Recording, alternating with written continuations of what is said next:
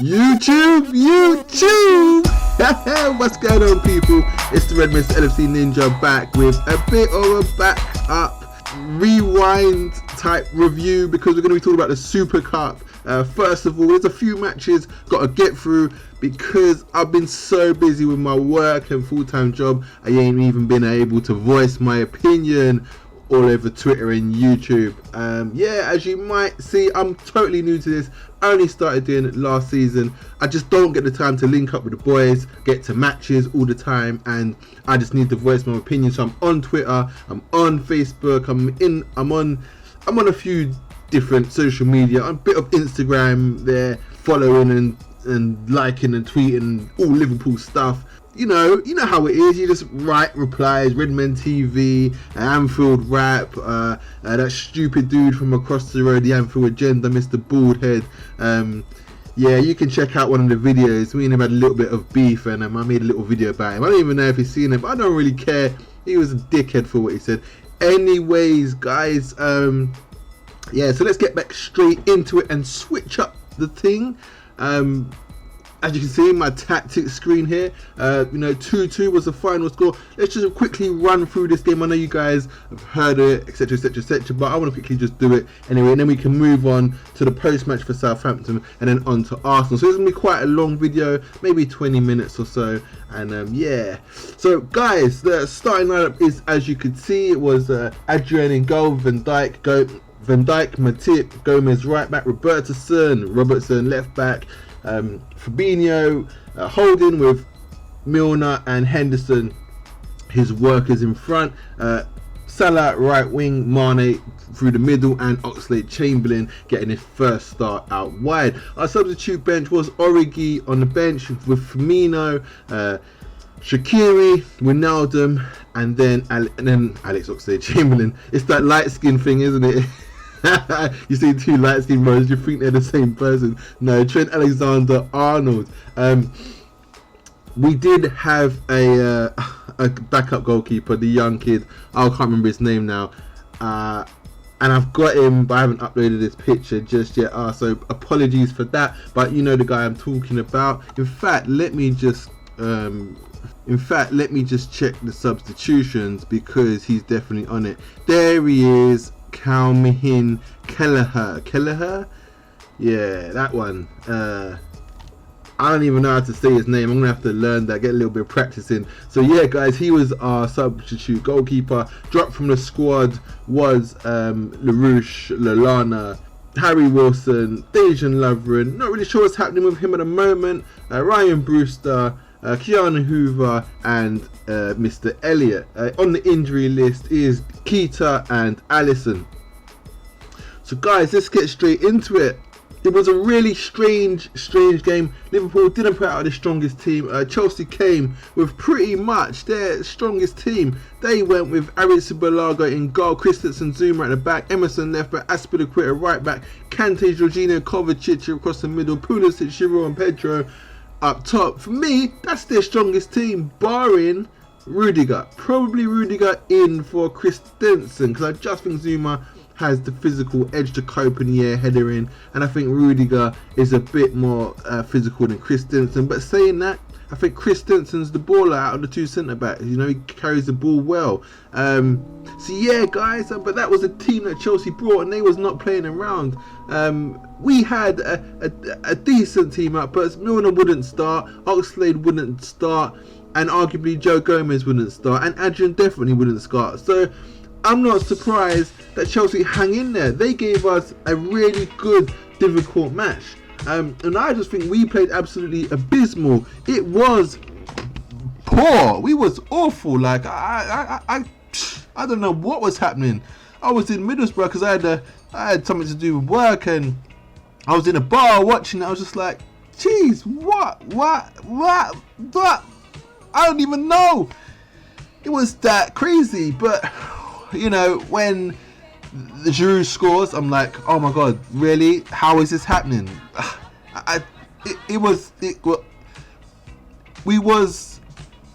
Chelsea was pushing. They was pushing us, and we just didn't look comfortable in defence. I don't know what it is, whether it's a communication with goalkeeper and our defence, or whether we're playing this so-called high line now and they're getting in a bit more. But Giroud, how can Giroud run in behind you and then score? Like, when does Giroud ever run in behind you? So that I was gobsmacked. But I was always confident that somewhere along the line we would pull one back, and obviously we did with Sadio Mane. We pulled one back. And what I like about Liverpool now is that we can play absolutely shit and still score. We can play absolutely shit and just still win. Like, that is a recipe for champions, you know. And now we've got the taste of it, the grit, the celebrations, those experiences, those memories. Guys, man, we are just, I feel like we're just hungry for everything, you know. So Mane gets us back 1-1, and it's comfortable. We kind of, you know, we're doing our thing, and then he puts us ahead, and with another spectacular goal. Well, I say another. The first one was great touch from, great bit of build-up work, and a deft little touch from Firmino for Mane's kind of, you know, tapping, come scuff, kind of come tapping into the goal. you know the one I'm talking about. But the second one was that was quality. That's Mane all over. Excellent. And then we dominate, we're comfortable, we're trying to see this out, and this Tammy Abraham dive, and this female referee, and, you know, obviously I'm mentioning her gender. I'm just, you know, just trying to jog you lot's memory. Like, yeah, she was female, and I just did not agree with that penalty. Like, he didn't touch Tammy Abraham, didn't touch him. It just was not a penalty. There has to be contact. Like, he didn't touch him. I don't remember seeing contact. That's all I'm gonna say. Maybe I should watch it again. I watched it a few times and I didn't see enough contact to take him out. Like, he got a touch because he knew the keeper was coming, right? He won the foul. He didn't get fouled. He just won the foul. He mugged off the female referee. That's what he did, basically. And, you know, a lot of male referees, I don't want to sound too sexist, but that's not really in the female game at the moment. The diving and the play acting and it's not in the female game at the moment, you know. But in the men's game, it's rife, and I feel like she was a little inexperienced to that, having been such a high prestige game, and, you know, her trying to take control of it. And I just think she kind of went with the moment, and VAR is supposed to assist her.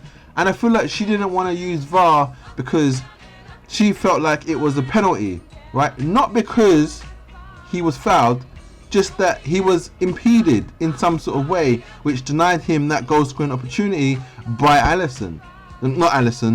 by Adrian. And therefore, she deemed it a penalty.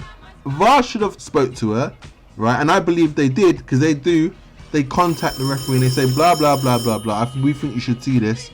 And then the referee can reply, okay, I'll take a look, hence run into the screen, etc, etc, etc.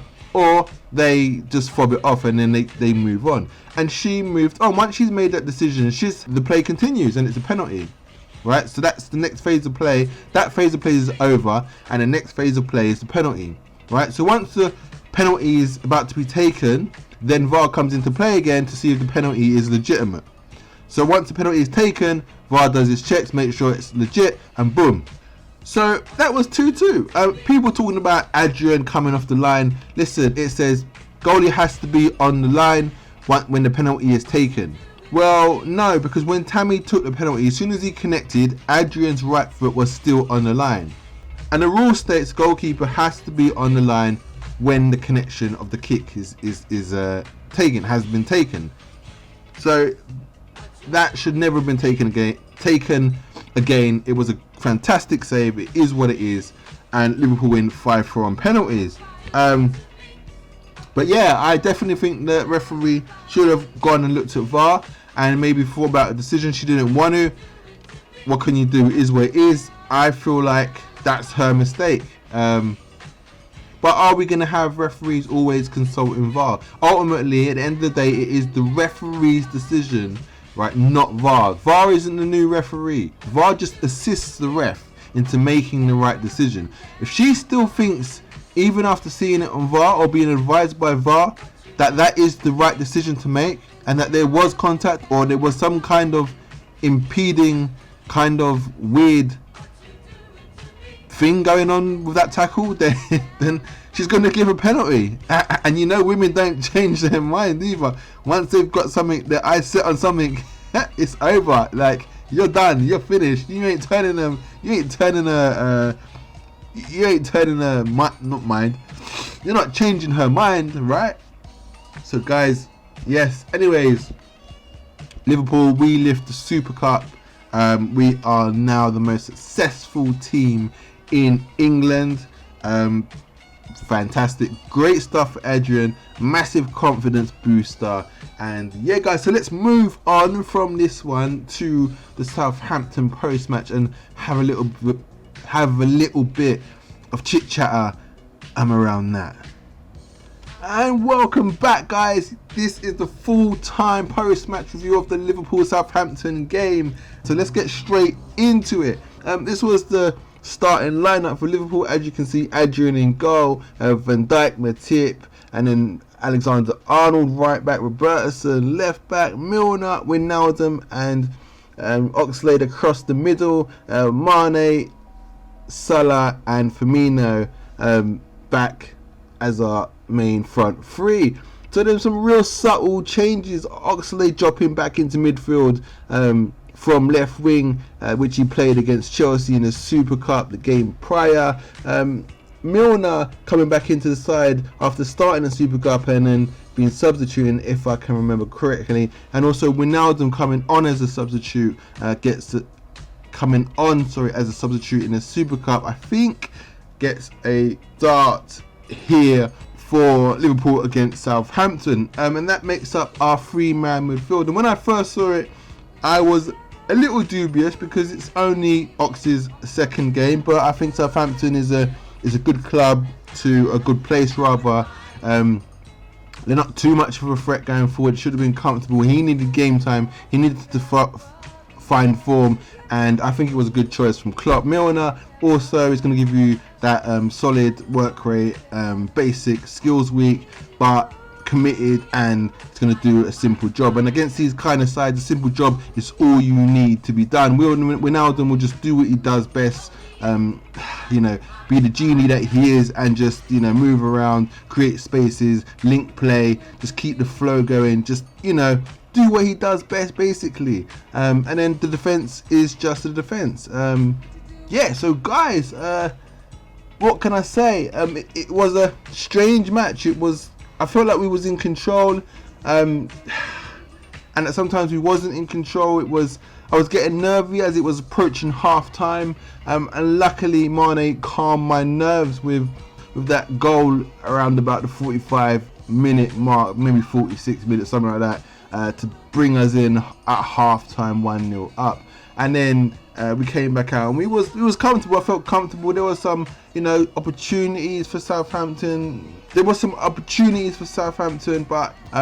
some scary moments from Adrian. Jesus Christ, I don't know what the hell this keeper's playing at the moment. And then Danny Ings on 83 minutes got his goal just after Firmino had made it 2-1. Well, not just after, a good little while after, at least 10 minutes or so after Firmino scoring to make it 2-0. So the game finished 2-1, and I haven't seen the best. We haven't played that great. I haven't seen the best from Liverpool yet. I'm really hoping in this Arsenal game we show some type of real kind of grit and determination and actually some entertaining football. I feel like I'm entertained when Liverpool play generally anyway. We play good football. They definitely keep me on edge. They definitely make me nervous. I'm waiting for that first goal just to relax. But yeah, guys, it was comfortable. I'm happy for Danny Ings. I'm happy he scored. He had a tough time while he was with us. I never ever thought he was really going to be the player that we kind of really needed. I think he was always in the plan to be sold eventually. But I'm happy for him. He probably longed for a goal against us, and yeah, it is what it is. So we take those 3 points from Southampton. and we move on. We're now top of the league as we approach this Arsenal game. So the substitutions for this game, guys, was Divock Origi, Shaqiri, Fabinho, Jordan Henderson, Joe Gomez, Adam Lallana, and Andy Lonergan. However, I don't have an Andy Lonergan icon just yet, so we have to use Kelleher instead, our other goalkeeper. But Andy Lonergan was on the bench, so I do apologise for that, guys. From the squad is obviously Elliott, Gianna Hoover, LaRouche, Wilson, Lovren, and Brewster. On the injury list is still Keita and Alisson, hence why Lallana's in the squad, because that place is usually Naby Keita's, in which case then Lallana drops out the squad with the rest of the youths there and Dejan Lovren. I don't know what's happening with Dejan Lovren at the moment. He's still being linked with Roma. I think that's fallen through, and yeah, I expect to see Dejan at some point. I did throw him in the preview, which I never released, which there's no point in releasing to this game now. I did throw him in my starting lineup for this game, as I just thought there would be a little bit of a respite for either Van Dijk and Matip after the Super Cup, and you know, because the rumour that he wasn't joining Roma came straight out after, so I thought, oh, Klopp's going to give him some minutes against Southampton alongside Van Dijk and maybe rest Matip for the Arsenal game or something like that, but that never prevailed, and well, he hasn't figured so far since. So maybe he makes an appearance on the bench against Arsenal instead of Joe Gomez, or you know, but we'll get into that shortly because I will put out my brand new team, but that will be in a separate video. I think I'm just going to do a preview video for Arsenal. So this will be the full time for the Super Cup and full time for this Liverpool versus Southampton. More talking points on this game. Was there many talking points? I didn't even see the game fully or properly. It's made it a little bit tougher than I thought. We had other chances that, you know, we should have probably taken. You know, I mean, saying that, you know, Southampton had a good amount. When they had 3 on target, we had 6 on target. We dominated possession, obviously. A lot higher pass rate. Our accuracy was 10% better. We was good. We dominated corners. Yeah, so I mean, we definitely, you know, deserved to win the game.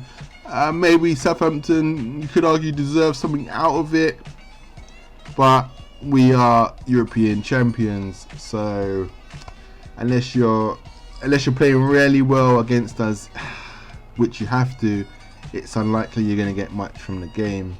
Because I feel like now Liverpool are built that way, where we don't even have to play good, but we grind out results, and we have world-class strikers like Mane, Salah and Firmino who just win the game for us, and that is basically that, pretty much. So yes, guys, I've been the Red Mist LFC Ninja. This has been your Liverpool. This has been your Southampton versus Liverpool post-match review. Let's do this, people.